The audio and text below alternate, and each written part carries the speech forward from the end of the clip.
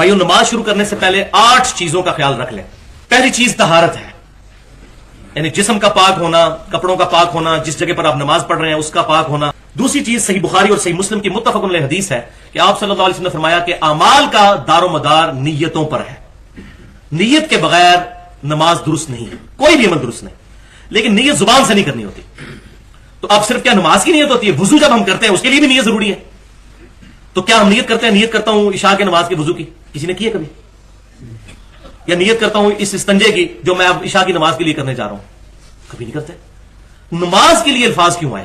تو یہ علماء نے خود ڈیوائز کیے ہیں، خام خواہ امت کے اندر یہ چیز ایڈ کی. نیت دل کے ارادے کا نام ہے. آپ جب گھر سے چل پڑے آپ کی نیت ہوگی، زبان سے اس کو دہرانا نبی صلی اللہ علیہ وسلم سے نہ صحابی سے نہ کسی تابعی سے ثابت ہے. لہٰذا اس کو یہ بات کہنے میں آر نہیں اور اس کو برا نہ مانیے گا.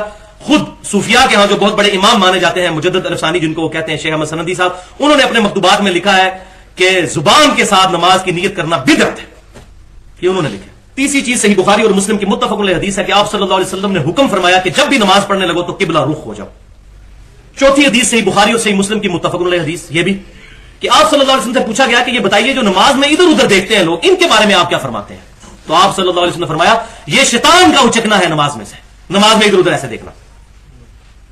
پانچویں چیز صحیح مسلم میں حدیث ہے کہ آپ صلی اللہ علیہ وسلم نے فرمایا کہ جو شخص نماز میں یا دعا کرتے وقت آسمان کی طرف نظریں اٹھاتا ہے اس کو ڈر جانا چاہیے کہ اس کی نگاہیں اچک نہ لی جائیں. تو دعا میں بھی نظر جھکی ہونی چاہیے. ہاں دعا کا قبلہ آسمان ہے، ہتھیلیاں جو ہیں وہ آسمان کی طرف ہونی چاہیے. چھٹی چیز سنن ابی داؤد اور مسند امام احمد میں ہے کہ آپ صلی اللہ علیہ وسلم نے فرمایا کہ جس کا کپڑا ٹخنوں سے نیچے لٹک رہا ہو اللہ تعالیٰ اس کی نماز قبول نہیں کرتا. ساتویں چیز اس بات پر بھی اجماع ہے کہ عورتیں جو ہیں نماز کے دوران اگر کہیں علیحدہ نماز پڑھ رہی ہیں تو اپنا چہرہ اور اپنے دونوں ہاتھ کلائی تک اور اپنے پاؤں جو ہے وہ ننگے رکھ سکتی ہیں. عورتوں کے لیے یہ نہیں ہے کہ ٹخنے ننگے کریں، یہ مردوں کے لیے خاص حکم ہے. آٹھویں اور آخری چیز اس کانٹیکسٹ میں یہ ہے کہ آج کے دور کا بہت بڑا مسئلہ ہے یہ موبائل فون. اور میں یہ سمجھتا ہوں یہ موبائل فون نے تو نمازوں کا سکون برباد کر دیا. اور نمازوں میں تو پھر بھی چلے مسجد چھوٹی ہوتی ہے، لوگ ایک دوسرے کو گھور لیتے ہیں. آپ کو اگر حرمین شریفین میں حاضری کا موقع ملے تو وہاں بڑی کوفت ہوتی ہے کہ طواف کعبہ کے دوران اتنے فون بجتے ہیں کہ ان کو آپ روکنی ناممکن ہے. طواف کا مزہ خراب کرتی ہے اور لوگ فون سن بھی رہے ہوتے ہیں، خالی جو ہے وہ بیل نہیں چل رہی ہوتی، سن بھی رہے ہوتے ہیں.